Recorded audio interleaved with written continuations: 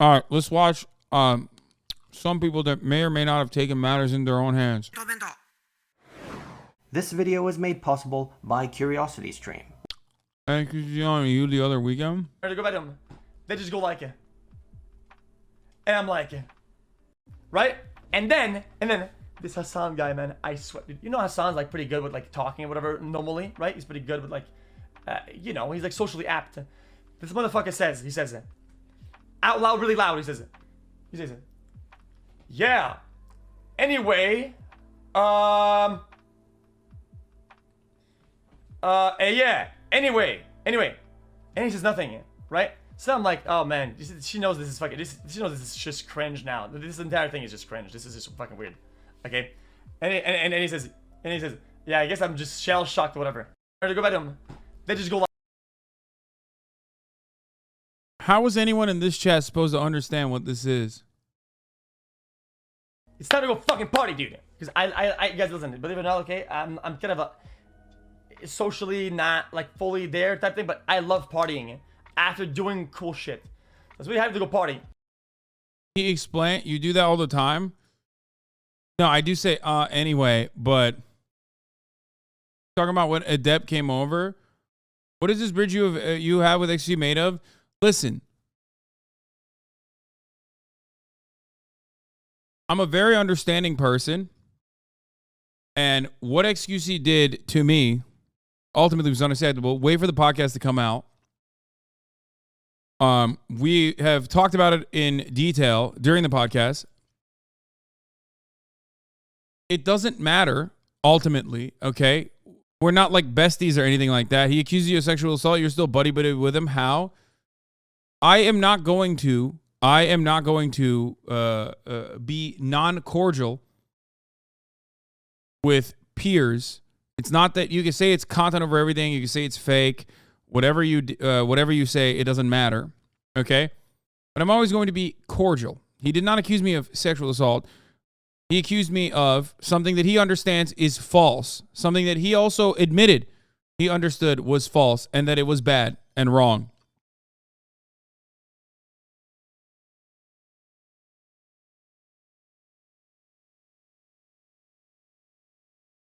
I've only seen clips of XC from what I heard. He's a very unprofessional dude. I mean, he's the perfect streamer.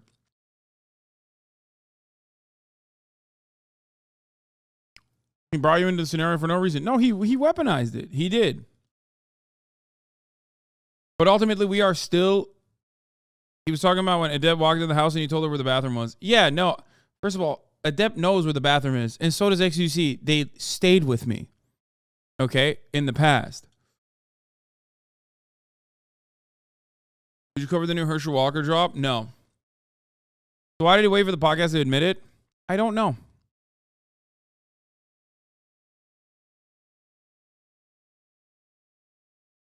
Wasn't that bad what happened between you and X? No, it was, dude. What the fuck are you talking about? It was absolutely unacceptable. No.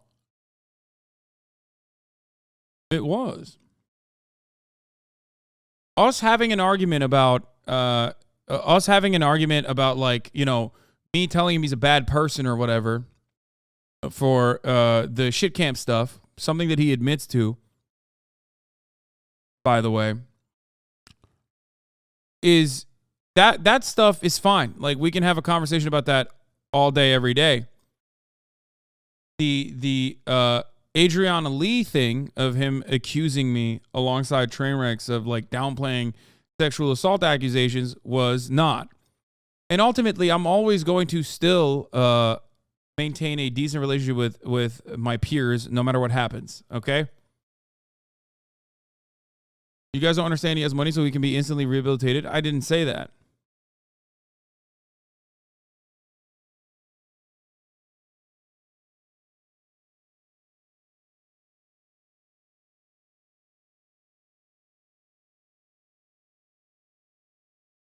How badly do you need his viewers? I love this fucking take when I don't. Like, I do not. I'm a political commentator. I have my own fairly sizable audience. You guys are so fucking strange, and you're such freaks. I'm cordial. And I'm going to be cordial. Okay?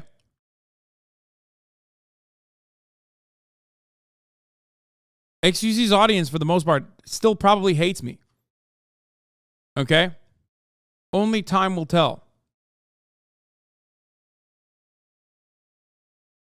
Whether he changes the way he reacts to me, and whether he changes the way he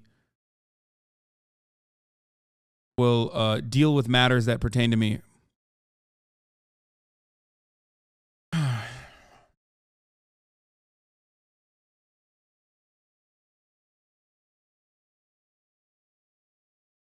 They hated you before anyway? No, not really.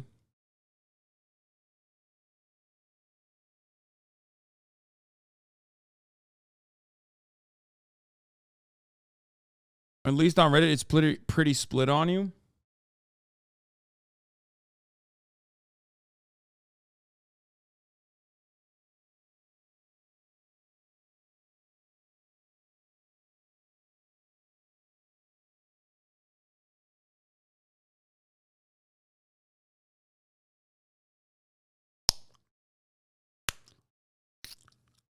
Are you concerned that this whole cycle with you guys will repeat for like a fifth time? People don't always have to be cordial. I mean, I hope not. Because it's never great.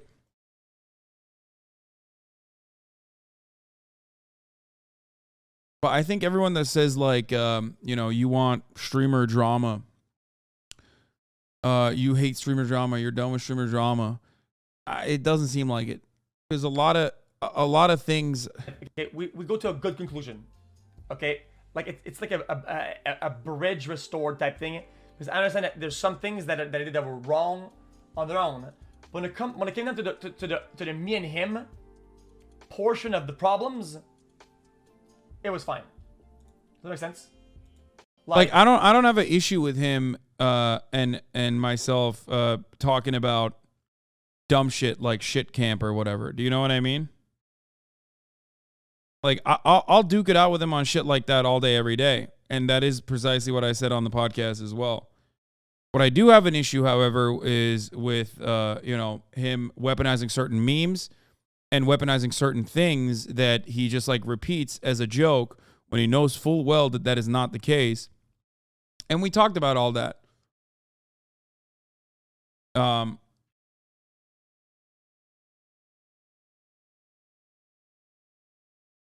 And for people who are saying like sometimes cutting off people is the best thing to do or whatever, I cut off XQC, I don't cut off XQC, nothing changes. You know what I mean? He's going to do what he's going to do regardless.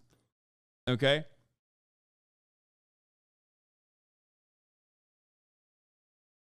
I'm a full-grown adult. I know how to deal with conflict on my own. Okay? And I'm going to keep doing what I do, which is if there's something that is wrong, I will call it out. If there's something that I don't have an issue with, I will call it out. I'm not going to fucking go scorched earth. You can say that it's because I want like a juicy piece of XQC's audience or whatever the fuck. But none of that matters.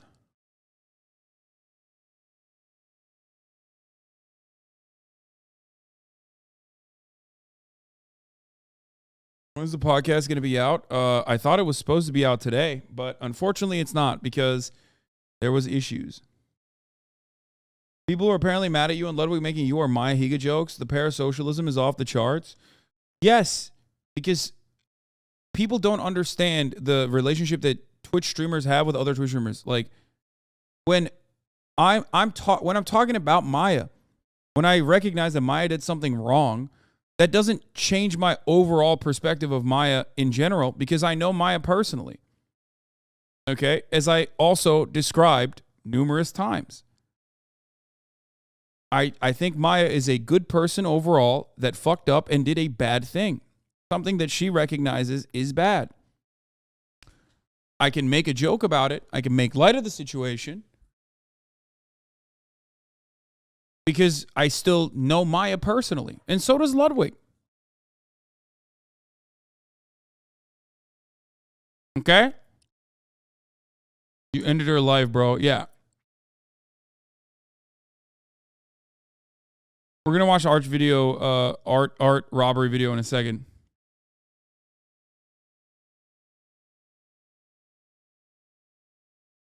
I think people sometimes mistake maturity and decency for someone being inauthentic.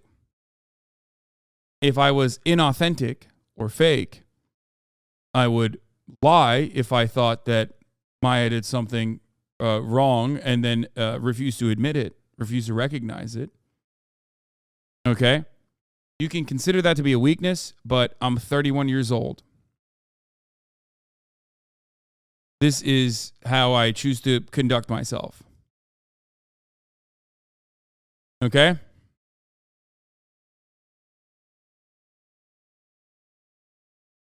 think it's the adequate way to do it.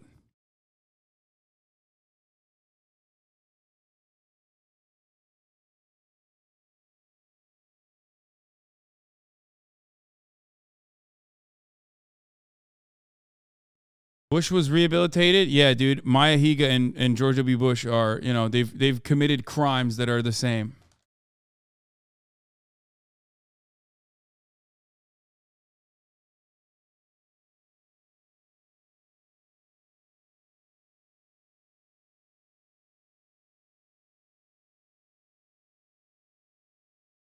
There are very few people that I have completely cut off contact with and do not talk to or talk about. It takes a lot, and I mean a lot, for me to do that. Stop fucking doing pepelas in the chat. You guys are being fucking annoying. Don't do it. Okay? Anyone that has been around for a long enough time in this community knows that it takes it takes a lot of getting fucked over by someone for me to just be like, all right, I'm no longer going to mention you. I'm no longer going to talk to you. I'm not going to talk about you even. And that's it.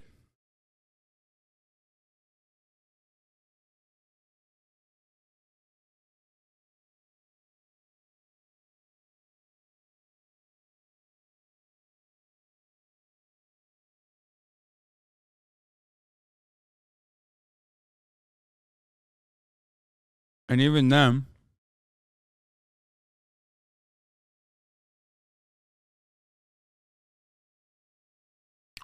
look at his chat. They're still fucking spamming Hasan in his chat.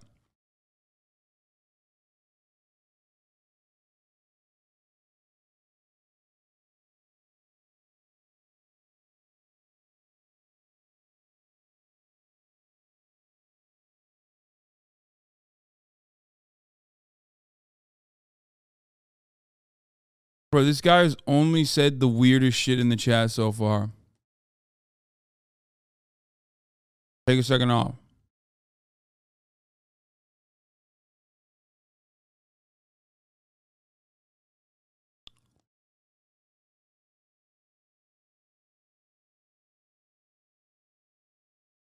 Anyway.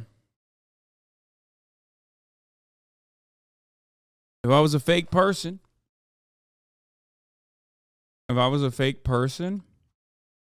would conduct myself differently than the way I am. If I was a fake person who cares about XQC's audience and sucking up to him, I would have never called him out. Why would I do that? From the jump. I can't be a fake person and press XQC when he fucks up at the same time. When being a fake person would imply not pressing him at all. That's infinitely better for me. I just shut the fuck up and never call him out. You know?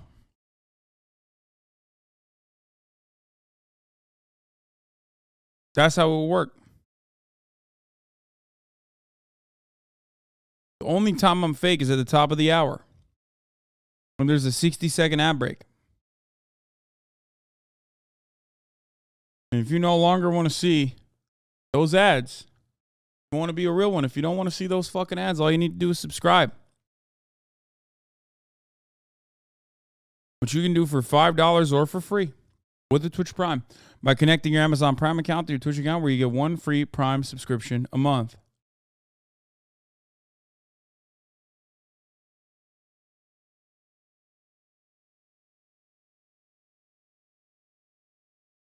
You can also get gifted a sub. If you're lucky, here's the 1 minute ad break now.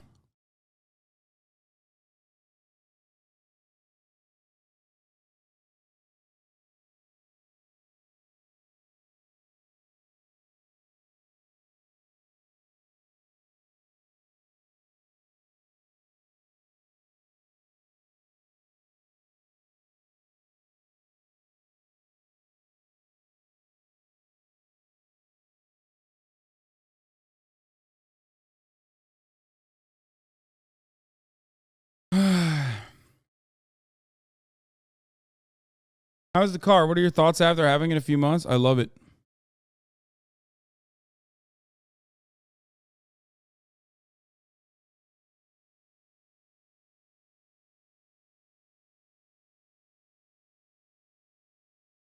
It was a great move for me to buy it.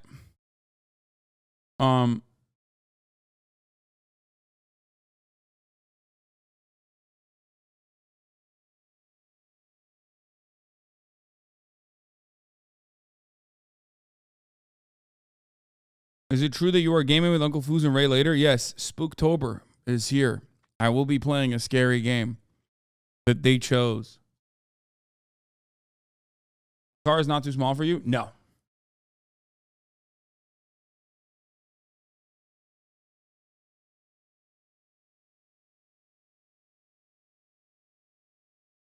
What do we get on this top of the hour about?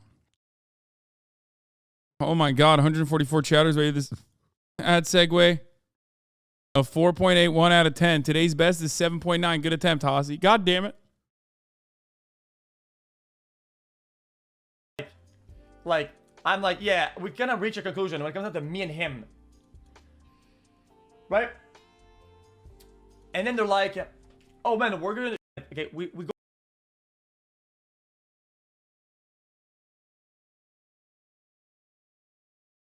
Why is he streaming from a 12-year-old's bedroom? I think it's probably one of Ludwig's Ludwig's rooms in his house. All right, let's watch this. The mysterious Chinese art heist across Europe. Watch thousands of documentaries for free for 30 days at the link in the description. Stockholm, Sweden, 2010. Passers-by on the streets of the capital were confused and scared. Several cars in and around the vicinity had lit up in flames, and no one had any idea why. Police soon arrived on scene, but they too were baffled with what they saw. Now, several kilometers to the west, on the outskirts of the city, a small group of masked men made their way across the grounds of the Drottningholm Palace, the private residence of the Swedish royal family. Their target was the Royal Pavilion, situated in the southern part of the complex, which displayed countless works of historic art. Once there, the men forced their way in through the back doors and went right to work. They smashed the protective display cases and grabbed whatever items they wanted. This immediately set off the alarm system, which alerted the Swedish police. Now, despite the alarm, the robbers remained calm, because they knew exactly where the police were. The burning cars on the other side of the city were in fact a distraction for them, set up by the robbers, and they had fallen right into the trap.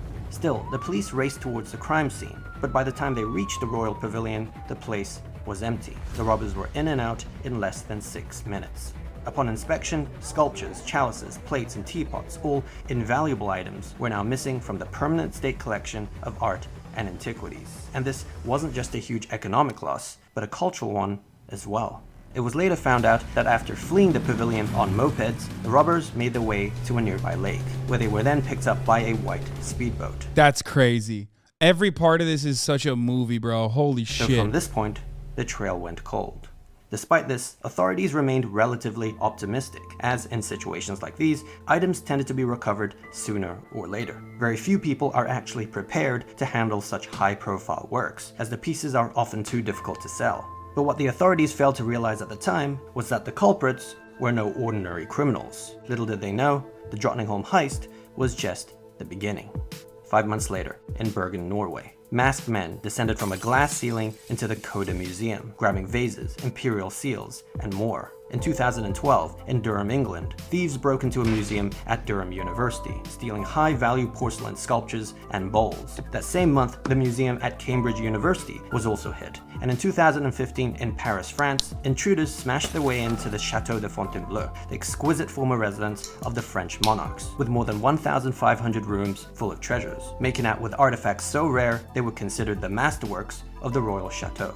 Now at this point, with all this set in Europe, you may be wondering why this video is titled the way it is. Well, it turns out the heists shared a similar MO. Cars were lit on fire as distractions for police. I like that they have a Actions taken were signature clean move. and meticulous. Getaway methods were often identical, but most importantly, the artifacts stolen were all of a similar type. By the way, this is straight up like a no pixel heist. This is set up exactly like a no pixel heist. You see, the first heist, the pavilion in Sweden on the grounds of the Drottningholm Palace, was the Chinese pavilion. The 56 objects stolen from the Coda Museum in Norway was from the China collection. Intruders broke into the Oriental Museum in Durham University, England, and it was the Grand Chinese Museum that was targeted in the Château de Fontainebleau in France. In each heist, the robbers set their sights on art and antiquities from China. In fact, it seemed they were working from a very specific shopping list. They knew exactly what they wanted and where each piece was located, and they were willing to leave behind high-value objects that weren't on the list. Like in the chateau, they completely ignored the other 1,500 rooms containing many other priceless relics, as they weren't Chinese. Interpol was put on the case, as the crime— What are you gonna do? How? Okay, Interpol, go ahead. Go ahead, Interpol. Yeah, recover these heists, man. Recover these fucking artifacts, man. Go ahead. What do you mean? It's theirs, most likely. Were clearly transnational, but despite their investigation, the crime spree could not be stopped. In the years that followed, reports of Chinese art heists continued throughout museums across Europe. Now, the general feeling in intelligence circles was that the criminals were carrying out instructions from abroad as ordered jobs, with the true mastermind far from the jurisdiction of European countries. This needs to be a movie. Who was this mastermind, or masterminds? And why would they steal so many documented works that can neither be legally sold nor openly exhibited? Indeed, the majority of the stolen art never actually resurfaced, increasing the likelihood that it ended up as part of someone or some organization's private collection. Top G! Top G! Years went by, it seemed to be becoming one of the greater mysteries in art, alongside Stonehenge, Banksy, and the case of the second Mona Lisa. But upon closer inspection, the mystery of the Chinese art heists began to unravel, as signs pointed to the involvement of an elite group of individuals. But to fully understand this, we first need to go back in time, back 160 years ago to the end of the Second Opium War.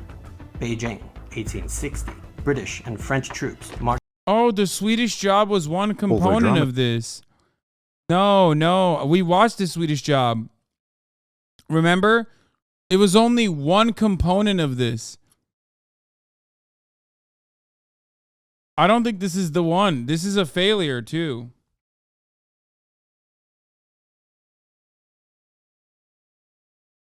I don't think this is the one. Anyway. Marched defiantly towards the magnificent Old Summer Palace, the main imperial residence of the Qing dynasty. The men were ready for retribution, as a few weeks earlier, their comrades were tortured and murdered at the hands of the Chinese, while attempting to negotiate peace under a prearranged flag of truce. When the Europeans reached the palace grounds, they didn't hold back, laying waste to everything in sight. The Old Summer Palace, known for its architecture, extensive gardens, and its numerous art and historical treasures, was now being desecrated and pillaged. Sculptures, robes, jewelry, vases, chalices, plates, teapots, and even Pekingese dogs, a breed unknown to Europe at the time, were hauled away as trophies. Okay, that's too far. That's so fucked up. And absolutely... They stole the fucking dogs, dude? Are you serious? What the fuck is that, bro? You are fucked up, my friend. The momentous event, set 160 years earlier, was in fact the original Chinese art heist. Perhaps the real greatest art heist in Chinese history. Once the soldiers were done pilfering, they torched the palace grounds to the horror of the Chinese. Now, the majority of the loot made its way to Europe, ending up in the possession of private collectors and royal families. Queen Victoria of Britain was even gifted the very first pet Pekingese dog ever seen in Europe, which she brazenly named Looty. Over time, many of these Chinese relics, Looty not included, made its way to museums across Europe, including the Drottningholm Palace in Stockholm, the Coda Museum in Berlin. Looty? Bro, that's tasteless. That is just straight up fucked up, man. That's actually fucked up. And the Chateau de Fontainebleau in Paris. Present day, China is one of the countries that has suffered the most from the loss of antiquities, and in the past decades has managed to conjure a groundswell of national support for the return of their cultural art. In fact, the Chinese government has openly promoted efforts to repatriate works pillaged during the Opium Wars, most notable the invaluable items stolen from the old Summer Palace. As a result, certain individuals in China have now taken it upon themselves to lead the charge, bringing back China's lost art piece by piece, no matter the cost. But who could this be? Who would have the resources and dedication to pull off such a feat? Well, in 2016, China made headlines for creating more billionaires than the United States, for the first time in history. The growth driven by self-made entrepreneurs, many in the tech industry. It has now reached a point where a new billionaire is minted in China every 2 days. For this new class of elites, buying up Chinese artifacts for inordinate sums of money has now become the latest hot trend. An opportunity to show off not just their newfound riches. Interpol is comped. Head of Chinese ex-police higher up. No shit, these heists are happening. Clearly funded by Chinese government from the inside. Bro, even if they weren't, what is the Interpol going to do? Oh my God, you guys stole artifacts back to China? Like, that was my point. My point from the top is like, of course, no shit, China did it. And also, it's a fucking good thing. Objectively, it is objectively a moral good that China did.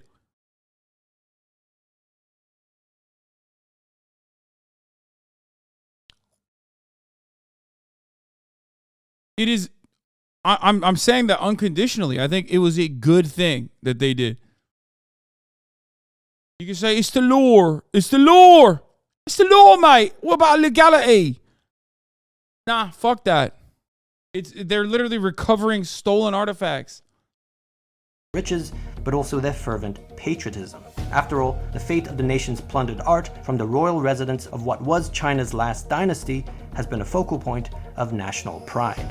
In 2010, in a suburban London auction house, a 16-inch Chinese vase from the old Summer Palace started with an inconsequential price of $800,000, but ended half an hour later with a final bid of $69.5 million, 50 times its estimate. The bidder, an anonymous buyer from China. And this wasn't unique. There was also the small porcelain chicken. That's bullshit, bro. Fuck buying it, dude. Don't even buy it. Don't buy it. Don't buy it. Steal it.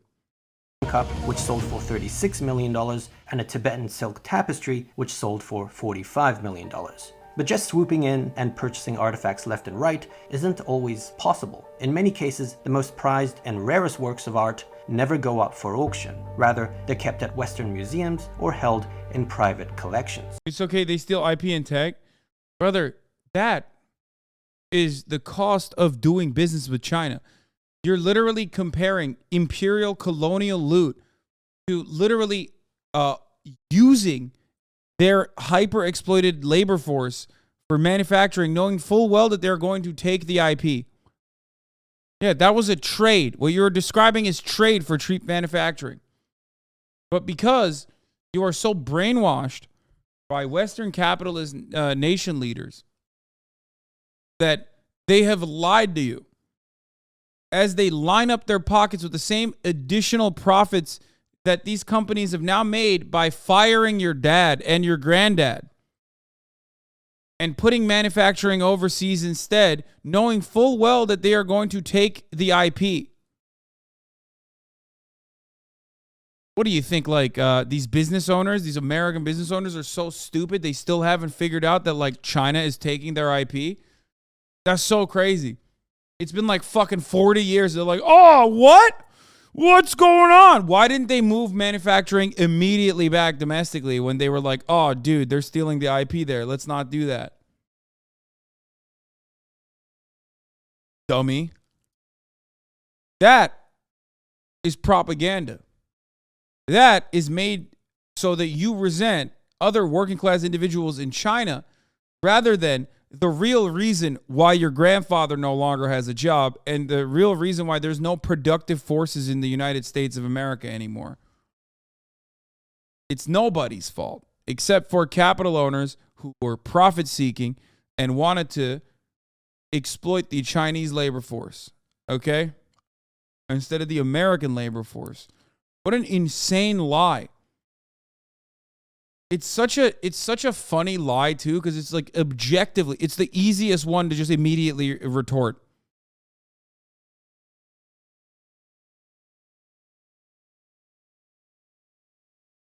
Which the US does IP theft as well. What the fuck is this Angloid talking about? Also, IP should be free anyway, regardless. I don't give a fuck about IP.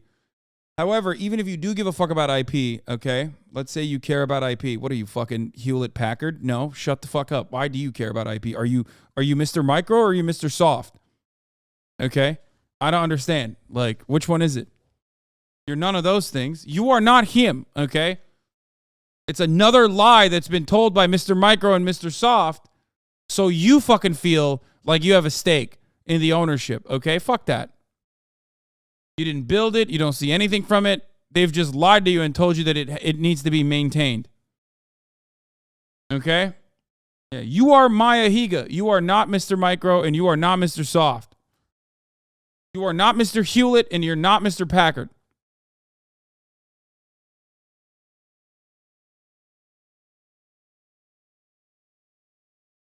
But even if you were, these people made the decision knowing full well that China was going to steal their IP. That was a trade that they were willing to make and a trade that they're still doing to this day.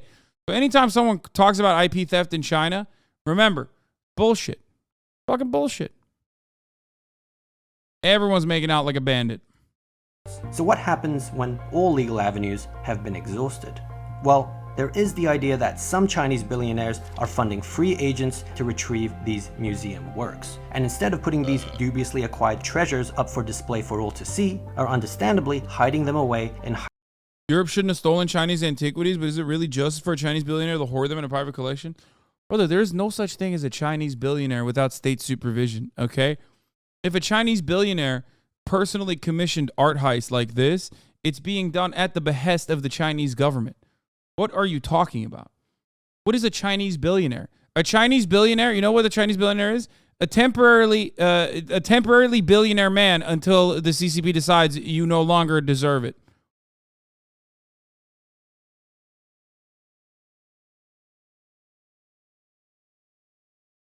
Fuck do you mean Chinese billionaires? Oh, you're thinking of Bill Gates, brother. That's what you're thinking of.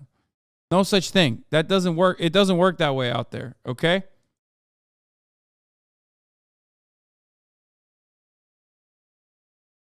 highly secured, climate-controlled warehouses, though not all may actually care to play it so low-key.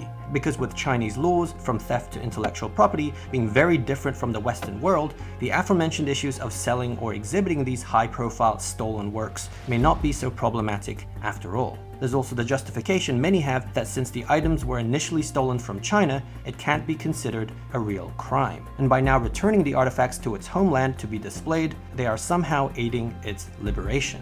Now, all this may seem a plausible enough explanation, perhaps even likely, but billionaires aren't the only suspects here. In recent years, there has been another popular Hasan is so clueless about the world outside the U.S. law. I love when some dumb motherfucker says this shit, bro. Like, dude, I didn't grow up here, man. I spent more years outside of the United States than inside of the United States. I don't know if you know this or not. You probably don't because you're a fucking idiot. You are a dumb person, okay? You want to know why you're a dumb person? Because you heard other people say that and you're repeating it in here. You didn't actually seek out this information. You didn't actually try to confirm whether this is true or not. You could have very easily figured it out that that was so objectively untrue by just simply one keystroke. A couple keystrokes with a Google search, you would have been able to figure that shit out on your own.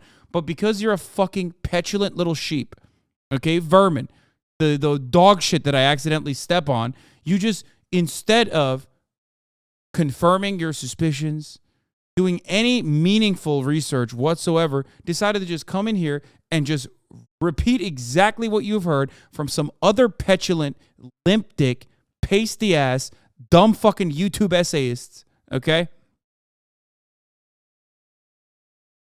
Waste. What a waste of fucking air, dude. Be your own person. Okay? Be your own fucking human being. Use your brain.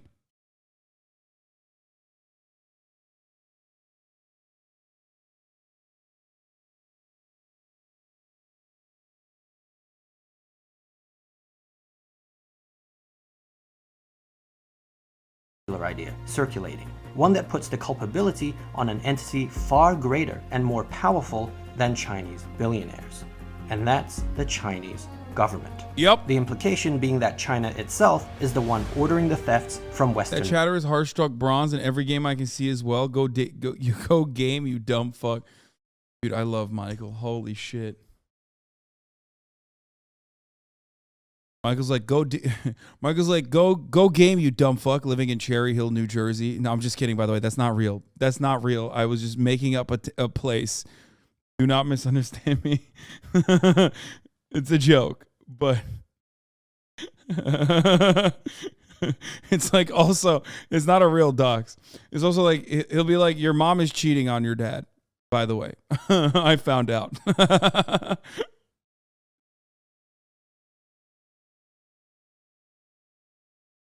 Yeah, you're worried about China stealing IP? How about stealing IP addresses?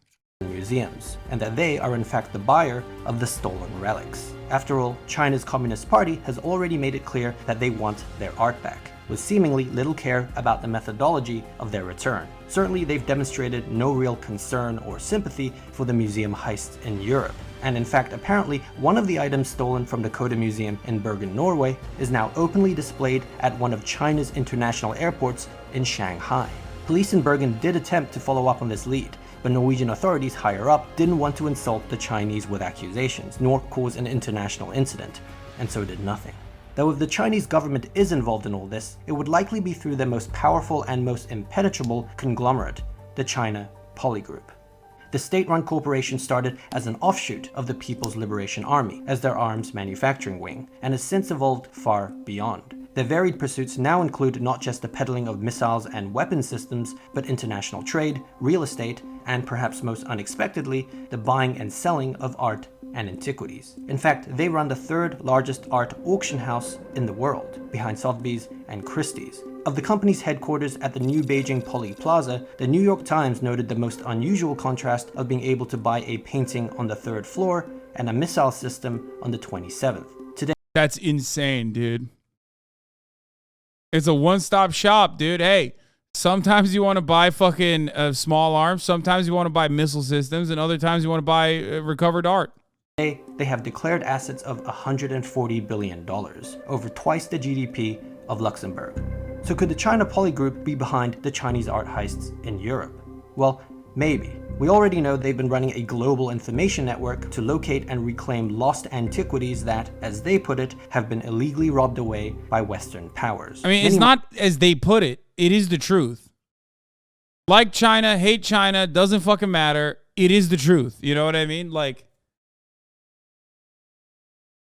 that's just an objective fact of what happened. So might call this a noble and just cause, although the countries and cultures whom China itself has taken artifacts from through conquest might have something to say about that. Also correct. Poly has not revealed much about their retrieval program and has not responded to public requests to elaborate on their methodology. But Also they have true. outright denied any involvement in the museum heists, calling the allegations nonsense. From the evidence, they claim it cannot be inferred that there was even somebody ordering the heists. Further, defenders of China Poly have pointed out that during the robbery in Paris, not all the stolen artworks were actually Chinese. One item in particular was of Thai origin, a replica crown of the King of Siams, given to Napoleon III in 1861. So why would the Chinese government steal that? It's clear there are still mysteries left unanswered about the Chinese art heists, and perhaps we'll never really know, such as the mystery of the second Mona Lisa, whose very existence has puzzled. Okay, this dude has fucking brought up the second Mona Lisa so casually twice now. I have no idea what the fuck that is. And now I'm like, what, do you have a video on that shit? Because, like, I want to know what the fuck is the second Mona Lisa? This is literally the second time he just dropped it in there. What is that? You can't just, like, casually and randomly bring that up and bring up nothing else. Art experts for over a century. Why are there two versions of the Mona Lisa? Why? Is the one sitting Is that a real thing? Louvre in Paris even the original? Now, if you want to find out all about this, there's an excellent documentary Fuck you! God damn it, dude. Shut the fuck up. You cannot do that to me, okay? That is the most excellent fucking ad break debate. Holy shit, are you fucking joking? I'm looking up the Mona Lisa mystery on YouTube. I don't give a shit, okay? I don't care.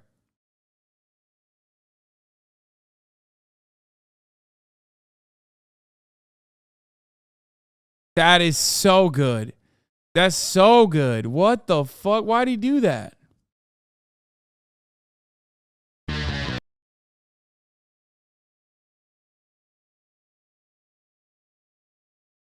Mona Lisa mystery. Second Mona Lisa. Wait, what? That iconic smile, those watchful eyes. But this isn't the famous Mona Lisa. That's here in the Louvre, attracting millions to Paris every year.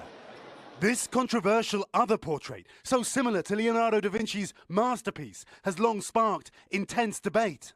Is it just a copy or an earlier version finished by da Vinci himself? A new legal dispute over ownership of the mystery painting has reignited interest in its authenticity. It first surfaced more than 100 years ago in an English country house and once even hung in a London apartment. They look so casual, sitting under a Mona Lisa. Andrew Gilbert claims his grandfather purchased a 25% share of the painting in 1964 from a close friend. £4,000 for a share. Since then, the painting has been sold. But Andrew believes his family's claim still stands. Your grandfather could turn out to have been a pretty smart guy.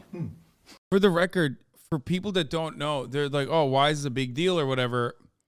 It's probably fake. No, dude, they can figure that out. Like there are methods, you know what I mean? Like if it's done by listen, if it's an original work of art, they're going to know. There's a third under the original two, shut the fuck up. But was that deal for a real Da Vinci? At a medieval monastery in Belgium, I'm hoping to find some answers. That is breathtaking. Isn't it stunning? From Leonardo expert Professor Jean-Pierre Isbouts, who has examined the Mona Lisa face to face. This painting was discovered in a Swiss vault, and the minute I Okay, to be fair, she looks yassified. Like they put the makeup filter on Mona Lisa, okay? This isn't regular. saw this work, I was really blown away. It took me 5 minutes, and I was convinced. Manuscripts and drawings from the time suggest there may well have been an earlier version of the Mona Lisa. The pigments used are the same that Leonardo used in the early 16th century in his work. Yeah, so here's how they figured it out. They can look at brush strokes. They can look at carbon dating. They look at the paint, the type of paint used, because the type of paint used is so hyper specific to the actual era that and the type of layers that are in the photo itself, like the sketching, all the way from the sketching all the way to the paint and brush strokes, and pretty much figure out one-to-one whether or not this is a authentic Mona Lisa or not. Workshop. And now he believes that this Last Supper too may be another lost Leonardo. And we took this image. Imaging technology reveals not only that this and the famous Milan versions match exactly, but also Leonardo's telltale brushwork. I think that of all the apostles that we see here, this was really painted by Leonardo himself. Leonardo, he says, frequently made two versions of his paintings. He made two versions of the Virgin of the Rocks, two versions of the Virgin with the yarn winder. He made two versions of the Last Supper. He made two versions of the Last Supper. Authentication is not an exact science. I'm an art conservator. None of that means anything. As he had many assistants? No, that's not how authentication works. What, they don't look at that shit? Yeah, they do.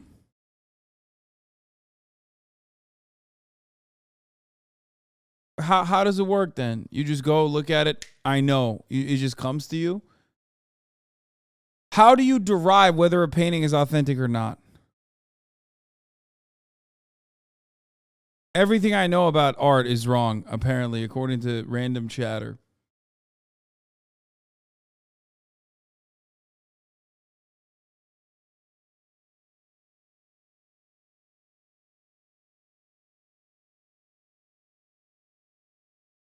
Check the receipt. No, but you do actually. No. But that's not even false. No, one other way to look at it is also to figure out if there's like any additional meat prison, electron microscopy. Someone said summon meat prison or whatever. She was an art person. Yeah. Electron microscopy. Hasan, I've been making shit up. Who would have thought? No, man. Shut the fuck up, idiot.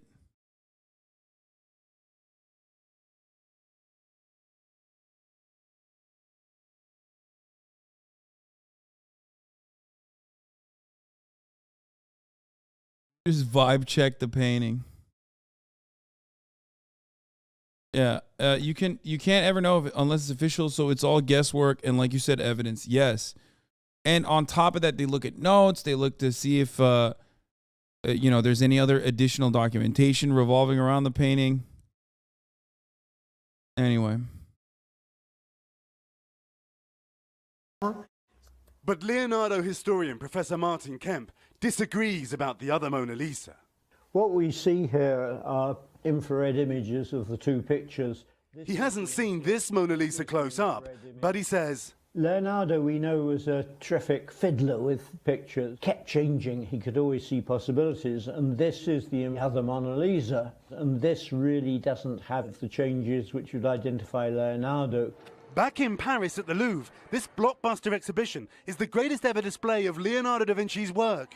There are only 15 official Da Vinci paintings in the world. 5 of them are here. Maybe one day we will be able to discover new paintings by Leonardo. But confirming a new work by Leonardo is, well, tricky.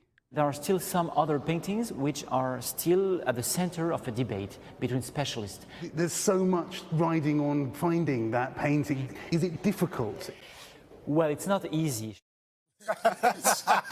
It's not easy. Yeah, there's an understanding. Okay, a little test then, folks. Let's show you both Mona Lisas and see if you can figure out which one is the real Mona Lisa in the Louvre.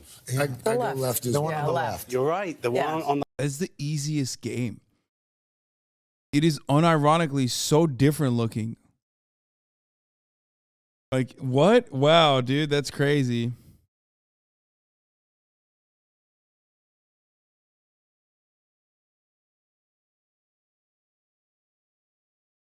On the left, you can see in the background, Leonardo finished that scene. That's the scene from the book of Genesis, they think. Yeah. On the right-hand side, the picture isn't completed, but the suggestion is that he didn't finish the work because he got pulled to other work, but it was his hand, his paintwork on that. You know, She kind of bad for real. You think Mona Lisa was a baddie?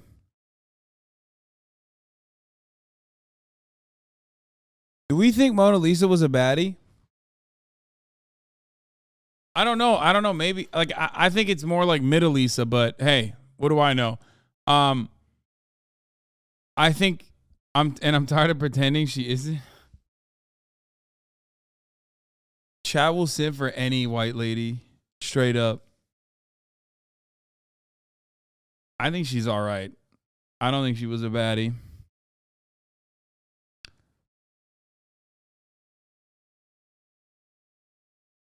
what this proves? You've got the greatest job in the world. The new Mona Lisa looks hotter.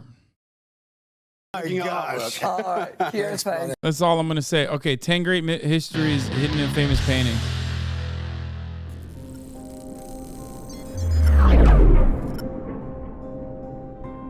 Mysteries hidden in famous paintings.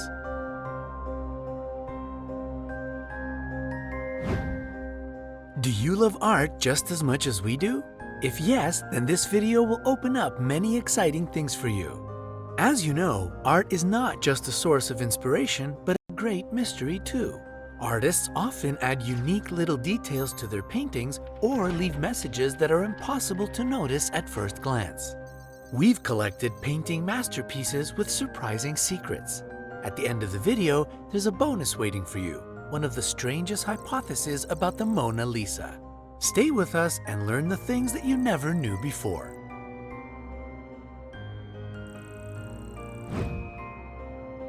Number 10. The wrong ear. Vincent van Gogh, the greatest Dutch painter, known for such masterpieces as The Starry Night and Irises, highly influenced 20th century art. His self-portrait with bandaged ear depicts the artist in a three-quarter profile standing in a room in the yellow house with an injured right ear. In reality, he cut off his left ear. Wait, isn't it because he looked at himself in a mirror? This is the worst fucking video of all time. Losing it, dude. Oh my God. He said Vincent van Gogh. Mystery. Ooh, spooky. Ooh. Okay, what are the other ones? The Night Watch is set at daytime. Sistine Chapel's anatomical code. Symbol of strength.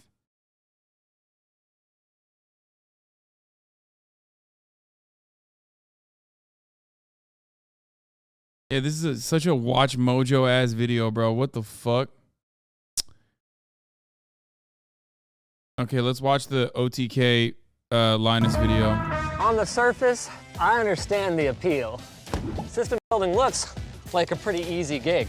At $1,000 a pop, all you gotta do is sell 3 of these a day and you're $1 million company. Easy, right? Except for a few small problems. The margins are piss poor. The chances of shipping damage, are extremely high, and no offense. And sometimes you build someone a PC, okay, that doesn't start without playing the the USSR national anthem, okay, and guess what? And then there's a litany of other issues and complications that come with the PC itself. For those of you who don't know, Linus made a PC for me. I love him. He's wonderful. The PC he made was also incredible. And it was a free one, of course. And yeah, I'm just memeing about it. But yeah, he's right about all this. But the customers are a nightmare. Yeah, well, there you go. Pre-watched. They'll blame you for everything. From game crashes to slow Windows updates. Did we literally do that in this community? Anytime the fucking PC crashes because of user error or whatever the fuck, every time everyone's like, oh, Linus PC again. I can do about any of that. All of which is why I am extremely skeptical about the survival of Starforge systems. Everything about it screams doomed to fail. Like the ownership group being a bunch of Twitch streamers with no obvious business acumen, the executive team being composed primarily of ex-employees of Artesian Build. That's crazy. I did not know that was the case. What the fuck? Oh, try adultery? We'll watch this afterwards. We'll watch it. Builds, a system builder that only recently imploded in spectacular fashion. And the absolute cherry on top is that the reveal went so poorly that aforementioned Twitch streamers started perma-banning their critics.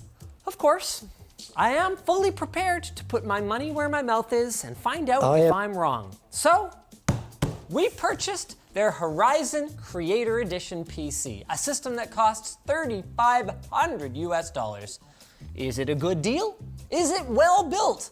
Does it work at all by the time it arrives? Oh, and who sponsored this mess? Ridge. Ridge Wallet has redefined the traditional wallet with its compact frame and RFID blocking plates. The bulge in your pants shouldn't be from your wallet. Use offer code Linus to save 10% off and get worldwide shipping right now.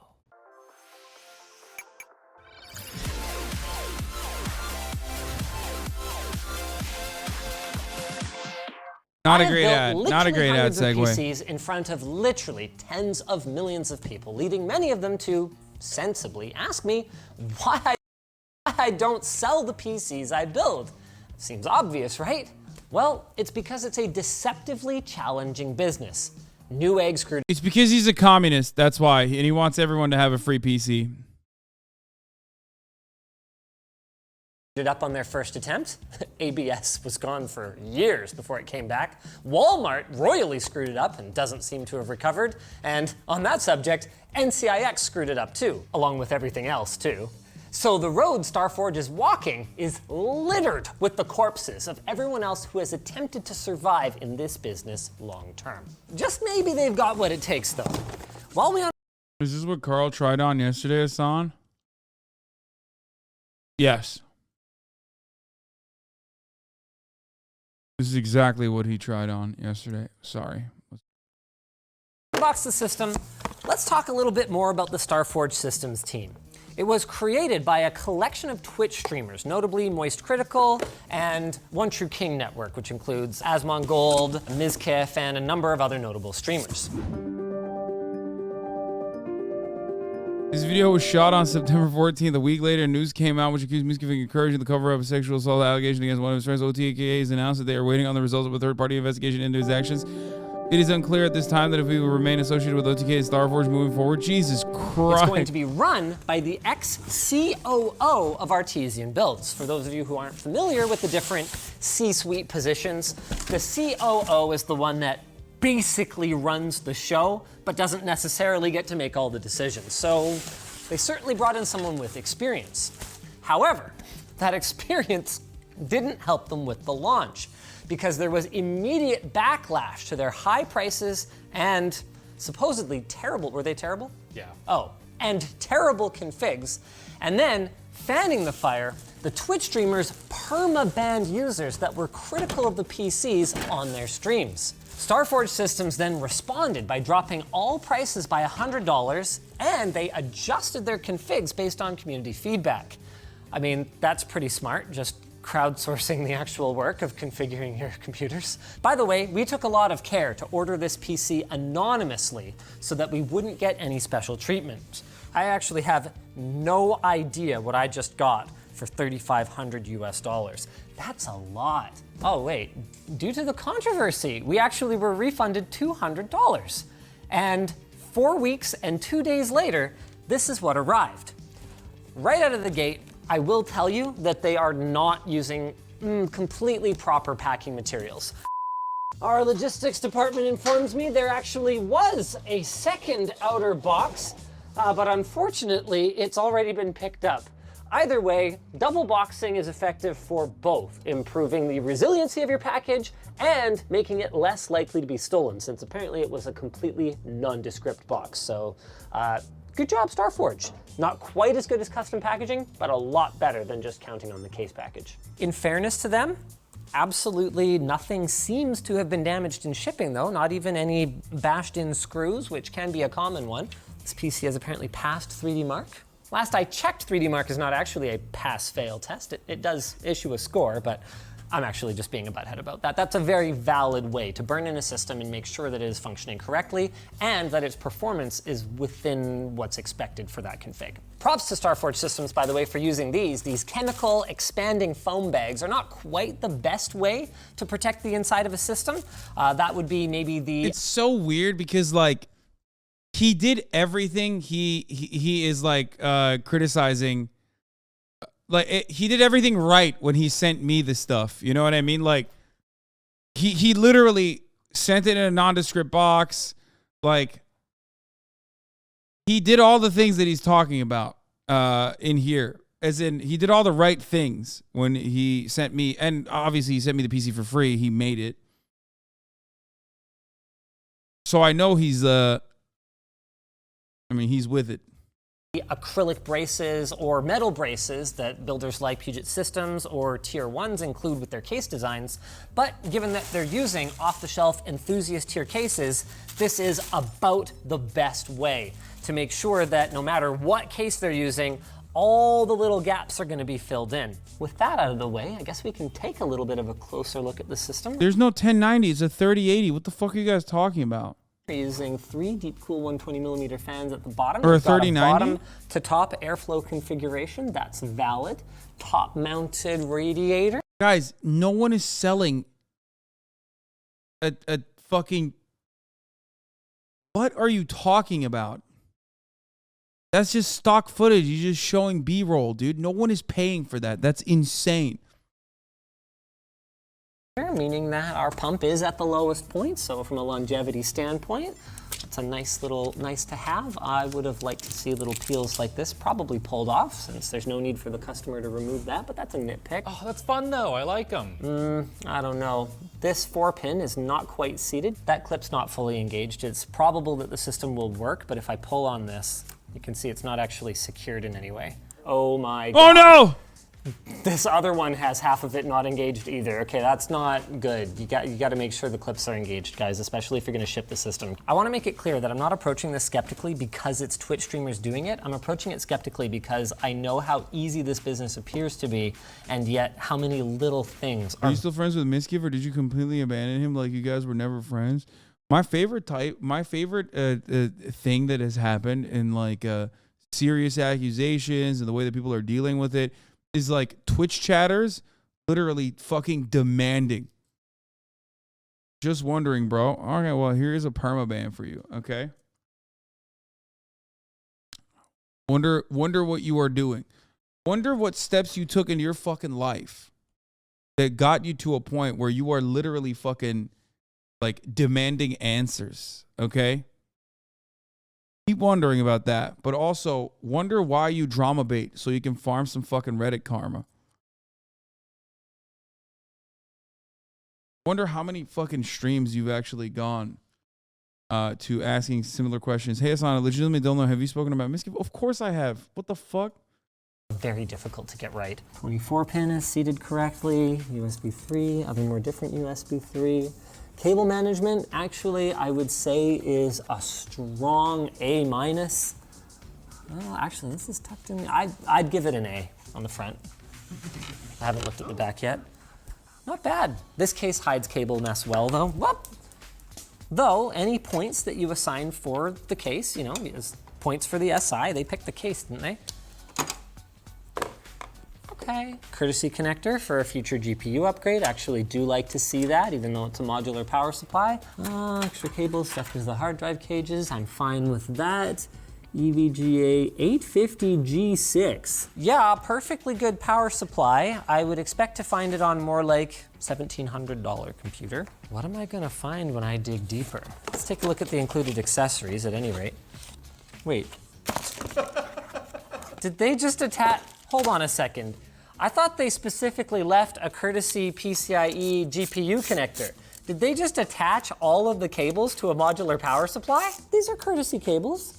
So you can plug in a hard drive without actually running any cables? Well, where are the rest of my cables then? And I didn't get a single Molex connector. Modular power supplies are not an excuse to not give me the capability to plug in the other cables. The dumb part is that you guys already have an accessory box that you could have put them in. There's no benefit whatsoever to holding on to them. What are you gonna do with your mountain of modular SATA cables? No, David, don't cut the camera. I'm demoing one of the best features of the LTD Store screwdriver. You can pick up big thumb screws and they don't fall off when you're trying to get them into position. See that? Love it.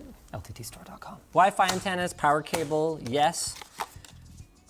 Is this just some trendy thing that I'm not trendy enough to understand? Okay, 3080 Ti. That seems pretty reasonable at this price point, assuming pandemic pricing. If you buy the Creator Edition PC now, you get a 3090. You get a 3090 in this same machine if you buy it now. Yeah, so we had the option of a $100 refund. So our $3,500 purchase was knocked down to $3,400 because of the scandal, and then was knocked down another $100 because this tier has a 3090 now. And we kept the 3080. Okay, all right. Okay, does it have 32 gigs of RAM at least? Yes. 3600 Megatransfer, CL18. Wait, hold on a second. This is an Intel platform board. Why are we using DDR4? Guys, this is interesting. Oh, wait, it's just loose in there? I had assumed that that was some kind of print that they had done on the case itself, which I guess means their deception was effective. Oh, it's got lighting on it, so that's kind of cool. So it's an acrylic light panel doodad Magismo. Okay, that might end up looking kind of neat. I'd say that level of modding has got to be worth at least like a, you know, a $50 upcharge, $100 upcharge even. Definitely a couple of mistakes, and I have some big lingering questions about the value proposition, but nothing too egregious so far. Let's go ahead and peel the front panel, and moment of truth. You guys ready? Oh, that is a very uninspiring light up feature. Surely it lights up a little more than that. Okay. Oh, there we go. Hey, see? Wait for Windows. Okay, that's pretty cool. That's pretty cool looking. They did a cool thing in there too, Starforge Systems. Is that customizable or is that just an insert? It could be a Deep Cool product based on that they're using Deep Cool fans, which... Soda almost had a heart attack at this moment. And moment of truth, you guys ready? Please. Oh, that is a very uninspiring light up feature. Surely it lights up a little more than that. Okay. Oh, there we go. Hey, see? Wait for Windows. I'm so scared. Okay, that's pretty cool. That's pretty cool looking. They did a cool thing in there too, Starforge Systems. Is that customizable or is that just an insert? It could be a Deep Cool product based on that they're using Deep Cool fans, which to my knowledge... I stopped breathing. Channel and moment.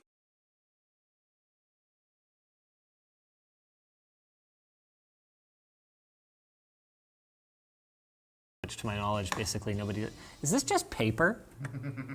Are you guys serious? Oh, hey, that's what that thing is, Alex. Oh! It's this thing. Well, wait, why wouldn't they give me a blank one? Where's the R? I got the G and the B, and it has RGB lighting anyway. Why didn't they just do it? This is such an ass-backwards way to change the color. Definitely gonna be a polarizing feature, but I, for one, appreciate that they chose a penis rocket for their logo. This is clearly supposed to be a cock and balls. Do you deny that this is a cock rocket? No, it's clearly a penis rocket. Okay. Okay. Very quiet. Good fan curve tuning. Well, good fan curve tuning for quiet. We'll have to see that it ramps up appropriately under load. We've apparently already loaded up some games. Really what I want is to play my favorite game called Hardware Info. Does you have Hardware Info on here? No. You have OBS? No. Wait, this is from a streaming company. Why don't they have OBS installed? That's a good question, and the reason actually has to do with end user license agreements. That's a big part of why you are not able to not only install software on a pre-built computer without a special agreement. Asmund was so salty about it being called a penis rocket. Wait, really? What was it? What is it supposed to be? I mean, just lean into it. What? Who cares? But in many cases, even set up Windows. So you have to go through that out-of-box experience, UBI. That's because the end user has to set that up themselves, or they technically have not agreed to the terms of using that software. Oh wait, I think that it came with Windows already set up. It had a creator account? Yeah. You should double check that, because they're not really supposed to do that. I mean, they're not the only ones who do it, but it's not the right way. I mean, it has a Windows license. Hey, where the hell's my Windows license? It's gotta be on the bottom. Okay, this is getting kind of not funny. Where the f is my Windows license? There wasn't anything in the accessory box, and I don't see the COA anywhere on the chassis. Technically, because the license is digitally bound to the motherboard now, I should be able to continue to use this license as I normally would, even without the little sticker. Oh no, this is getting not funny. Illegal. But you are super not supposed to do that. Also confirmed, set up by Starforge when it arrived. And it was set up by Starforge when it arrived. Okay, yeah, that's... Asmund said he went through that once when OTK was launched because the number was owned by OTK over the knee kink it first. So he spent a long time checking that it didn't have in a Starforge? What? Not how Microsoft wants you to do it. Random streamers who have never run an SI, yeah, I get how you could overlook that, but ex-COO of Artesian should know better. Enough faffing about. What is this thing? Okay, it's a 12900. They chose a penis rocket for their... Okay, all right. Let's okay. All right. Look, all right.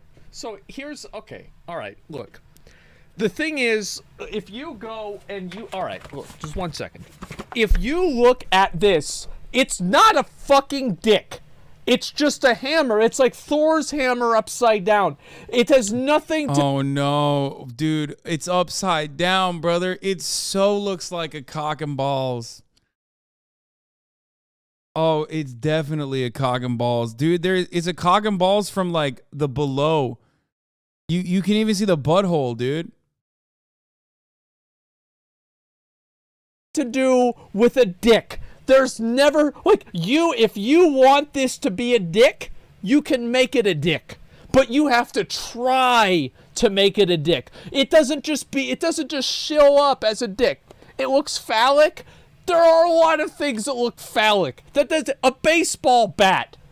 Like, it doesn't mean that a baseball bat is a dick, does it? Guys, I swear to God. Like, look, here's a baseball bat's not a dick, but if you place it like that and then put two baseballs right underneath it gently, people are gonna say that's a dick and balls. the thing. This is the second time it's happened. Oh no.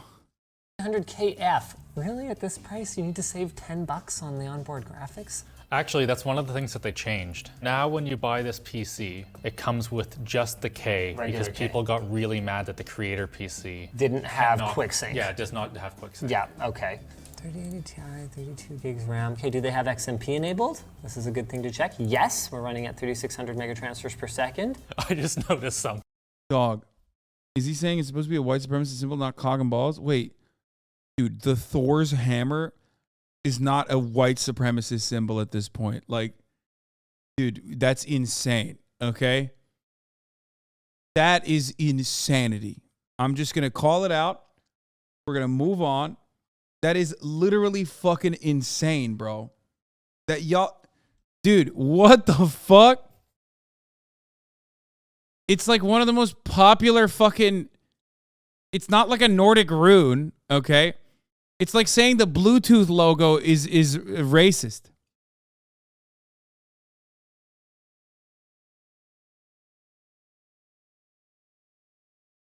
Holy shit, dude. You're fucking losing I'm losing my mind a little bit. I know white supremacists love Nordic runes and shit like that, but goddamn, bro, it's Thor's hammer. That's crazy. Oh no.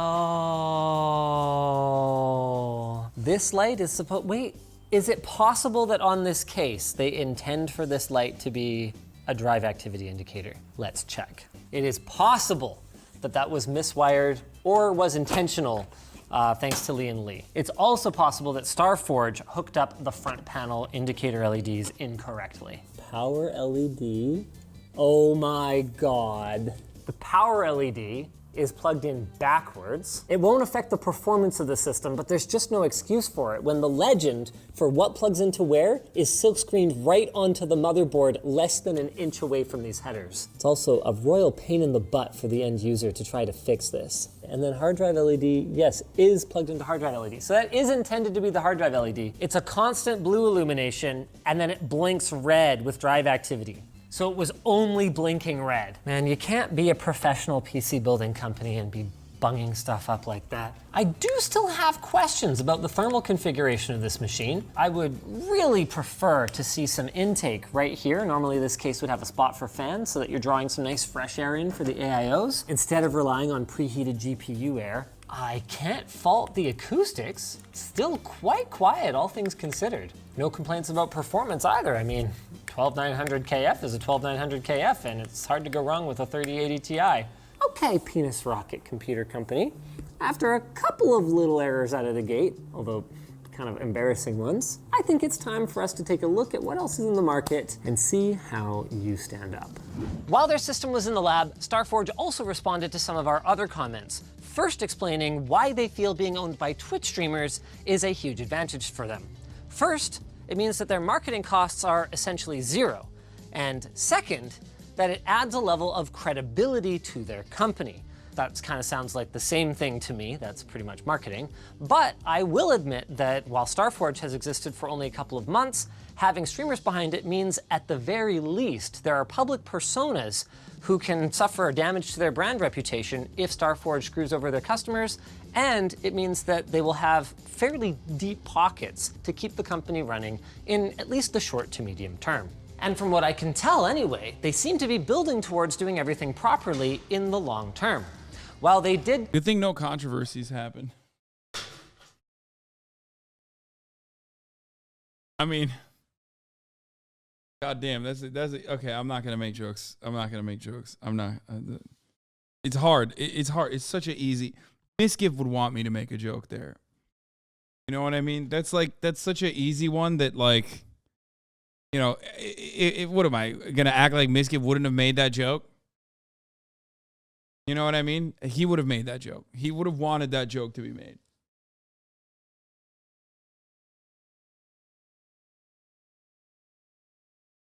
There you go.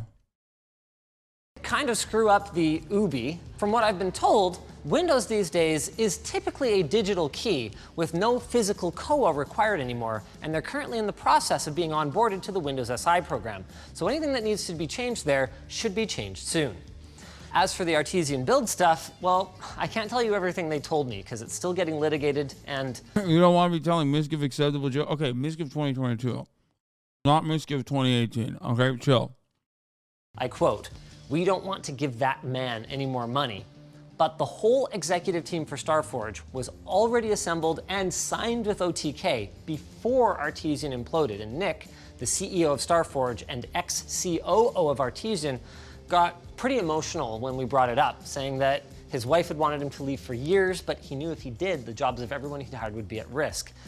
And he left, and, well, he was right. Everyone that worked for him lost their job, and some of them didn't get their paychecks. That's a heavy situation, and I wish nothing but the best for Nick and the rest of the refugees from Artesian builds.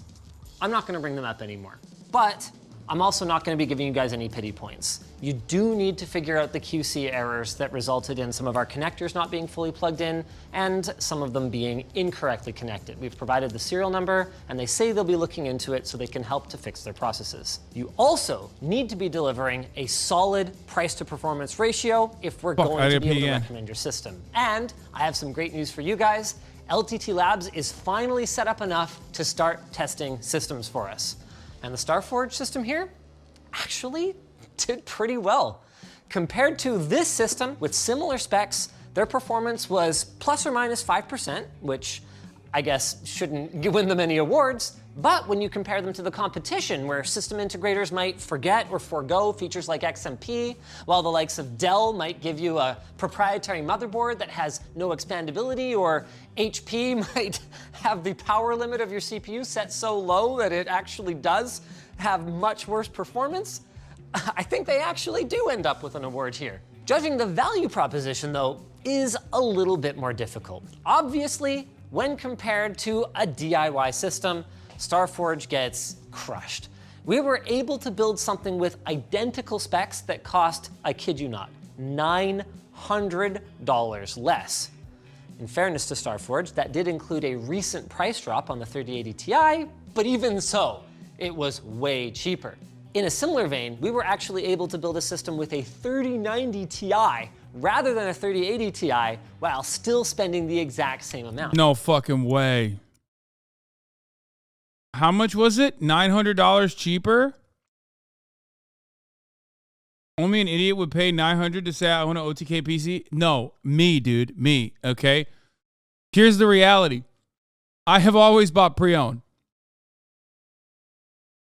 You're not, like, a lot of you fucking nerds are sitting here being like, oh my God. But like, I've never built a PC. I've always bought pre-built. So, not pre-owned, sorry, pre-built.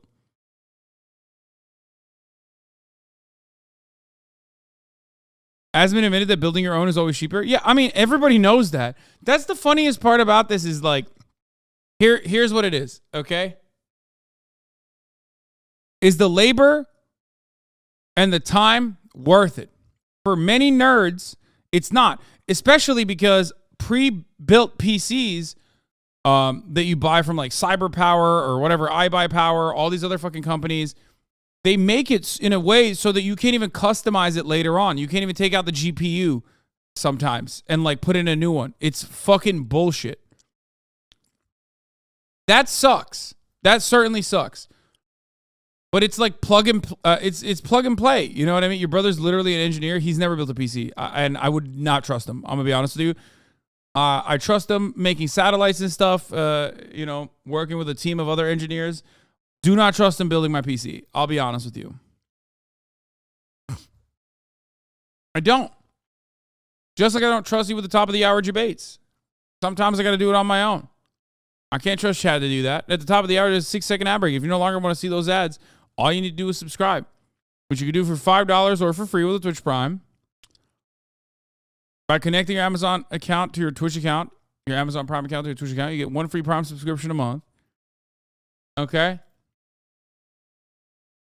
On the dot, you got to give me a 9, dude. On the dot. It's on the fucking dot. It's exactly 6 p.m. is when I ran it.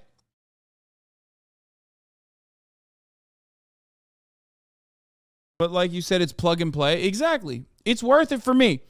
It's 100% worth it for me. I don't care. And I've always had issues with it, and I still think it's worth it for me. I've always had issues with pre-built, and I still think it's worth it. So just putting that out there. But it's not for everybody. I get it.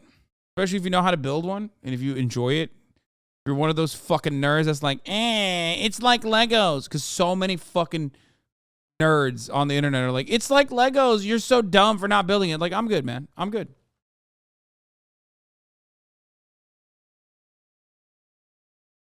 If it's fun for you, have fun with it. I don't know if the $900 markup is worth it, though. I don't know. I don't know if it's an adequate markup or if it's not an adequate markup. Brogan built her PC? Yeah, my point exactly, motherfucker. Yeah, she did. That's it. That's precisely my point. Great example. You just brought a great example to the table. It took her like 3 months to finally have that shit running. To be fair, her issue was that she didn't update her BIOS. There was never issues with the parts. It doesn't matter. Bro, 900 is like 2 paychecks for me. No, I understand. I don't even know if that markup is like, well, I guess Linus is about to tell us whether or not the markup is reasonable in comparison to other pre-built PC creators. Anyway, here's the 1 minute ad break now. JBox 2025, thank you for the 5 gets it. So yes, building a DIY system will save you money. I should certainly hope so. But things start to get more interesting once you start comparing to other SIs. Not everybody wants to build their own computer. So while iBuyPower will build you a PC for roughly the same price, that's fucking bullshit. That one doesn't come with a light up cock and balls in it. I consider that a big downside. And looking at the tier 2 fancy system builders, things get even more interesting. Origin PC costs about $100 more, but with DDR5. Sorry, I can't hear you over my 3090 at MSP. Oh, that's great. That's great. Thanks, Frogan. Yeah, you have a better fucking GPU than I do. Okay, what's up? The guy on the screen is responsible for my GPU not being a 3090. Did you mean MSRP? What does MSP mean? And Main Gear will sell you a system with these same specs for a casual $4,700. So at this point, I think it's fair to say that Starforge's pricing broadly makes sense, especially since their $100 drop and their build adjustments. Starforge also offers a 2-year warranty where if something breaks, they will actually pay for shipping both ways and fix your PC if the fix can't be done over the phone, which is pretty impressive if they can actually manage to pull that off in the real world. I still don't know if I can wholeheartedly recommend them, for the same reason that I don't wholeheartedly recommend buying a car on its very first model year. But while they clearly have a couple of kinks to work out, I'd say if they're still around in 6 months and you like the streamers and OTK, then Starforge seems like they might be as good an option as any other SI on the market. Of course, the best option is always the option to segue to our sponsor, NordPass. Oh, God damn it.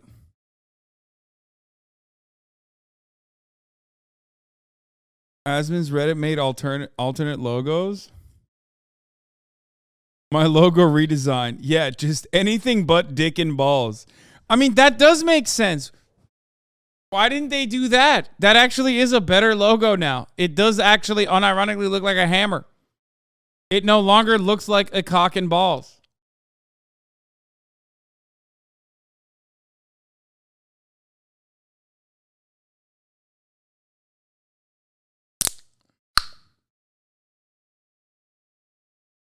Try Guys released a video about Ned. Let's take a look at what happened. Is no longer working with the Try Guys. Ned Fulmer is no longer working with the Try Guys. By now, we're assuming you've seen the Reddit threads and TikToks and tweets and news articles. We want to give you a timeline of what's transpired and some transparency into our decision making.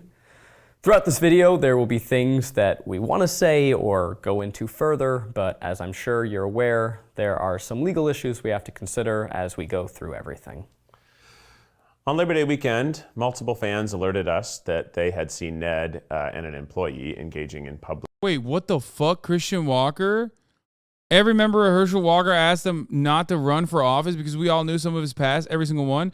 He decided to give us a middle finger and air out all of his dirty laundry in public while simultaneously lying about it. I'm done. Oh my God, friend of the show, Christian Walker, popping off about his dad. Stop pausing the video, you dweeb. This is way spicier, dude. This is the spiciest of facilities.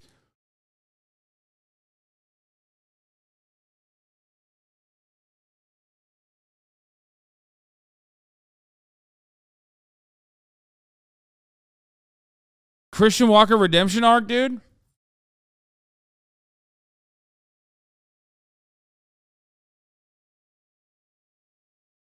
Friend of the show, my ass. Shut up.